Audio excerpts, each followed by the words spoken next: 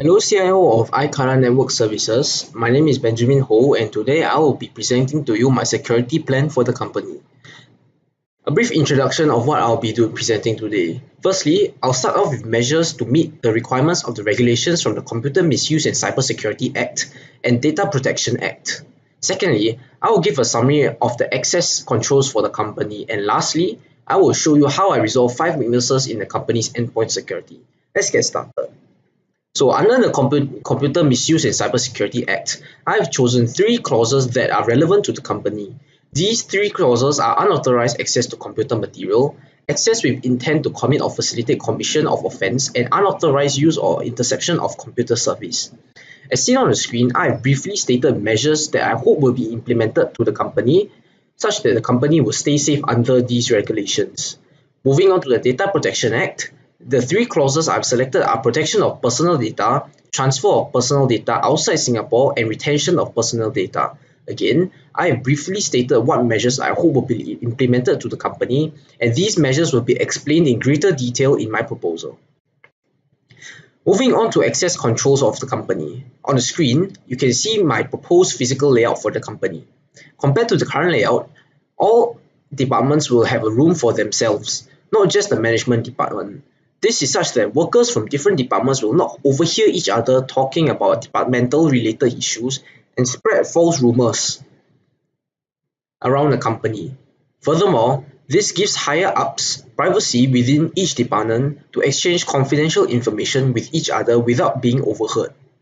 Furthermore, every room in the company has full CCTV coverage, especially near the server room where special CCTV cameras with a 270-degree turn angle will be installed such that security can identify whoever is not supposed to be near the server room and escort them away.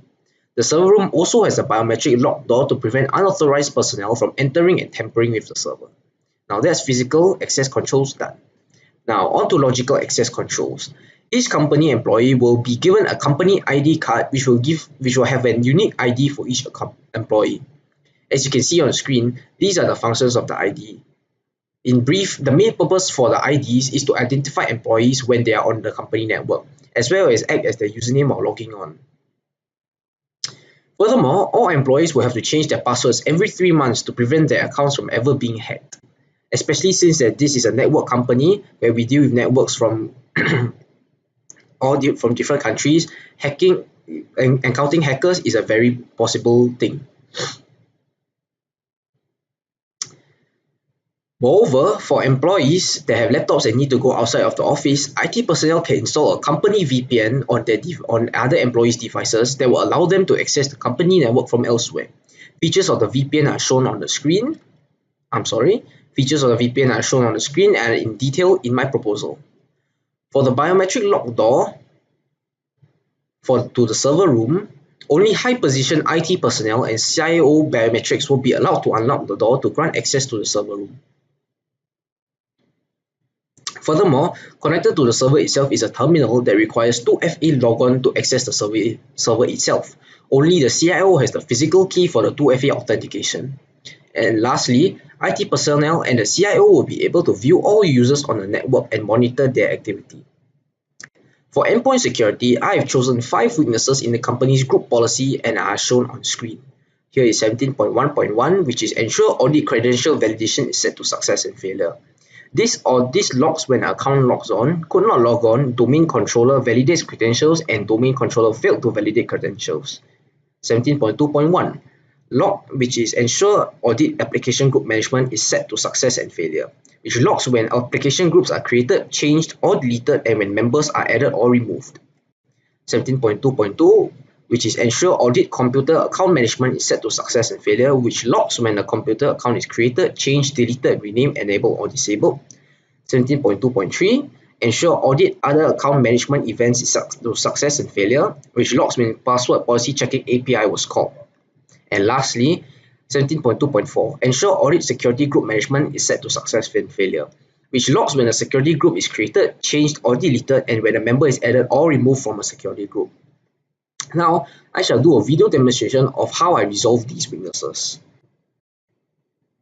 Here we are in a local group policy editor. So for the first weakness, 17.1.1, which is ensure audit credential validation is set to success and failure, I will do that within the group policy editor under computer configuration, Windows settings, security settings, advanced audit policy configuration, and account logon. Here we can see audit credential validation is not configured. So we shall configure that and set it to success and failure. I chose this weakness as this subcategory reports the results of validation tests on credentials submitted for user account logon requests. It logs when an account logs on, when an account could not log on, when the domain controller tried to validate the credentials for the logon, and when a domain controller failed to validate the credentials for the logon. It is important to log attempts to log onto a company system as it will assist when investigating a security incident. Now moving on to 17.2.1, which is ensure audit application group management is set to success and failure. I shall go same path, but now instead of account logon, I shall go to account management. Here we can set audit application group management to success and failure.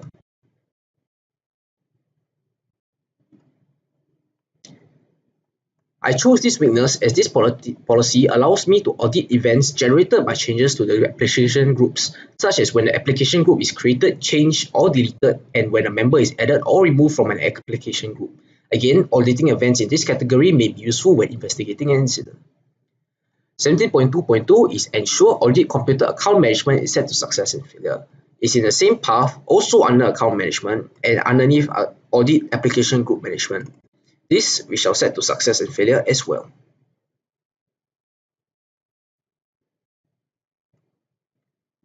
I chose this weakness as this subcategory reports each event of computer account management, such as when a computer account is created, changed, deleted, renamed, disabled, or enabled.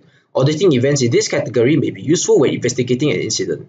Should a security incident occur and the culprit changes the account details, IT personnel can check the logs and identify the culprit very easily with this policy enabled on success and failure. Moving on to 17.2.3, which is ensure audit other account management events is set to success and failure. It's on the same page over here, and we shall set this to success and failure as well. This weakness as this subcategory reports other account management events such as when the password hashes an account was accessed and whether the password policy checking API was called. Auditing these events may be useful when investigating a security incident. With the password policy checking API, should an unauthorized user repeatedly try to log into a system, using other policy settings, log that user out temporarily and give time to investigate to find the culprit. Lastly, 17.2.4, which is ensure audit security group management is set to success and failure, which is right here.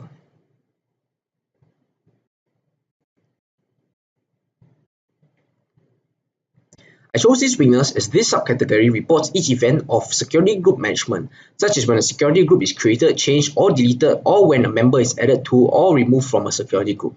If you enable this audit policy setting, administrators can track events to detect malicious, accidental, and authorized creation of security group accounts.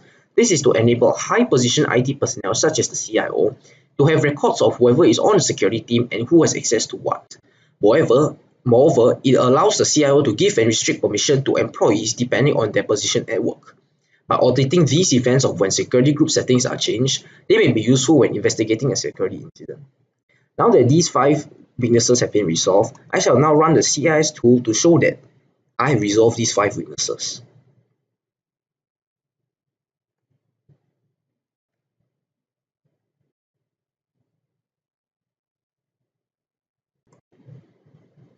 Now that the CIS tool has finished running, we shall now view the report.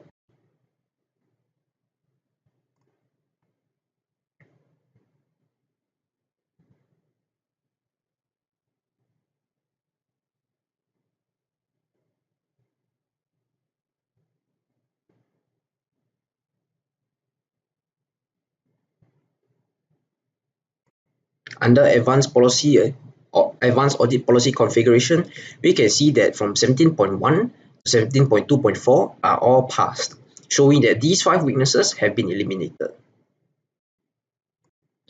Thank you for your time, CIO of iCarda Network Services, and I do hope that you will consider my proposal and implement it to the company in the future.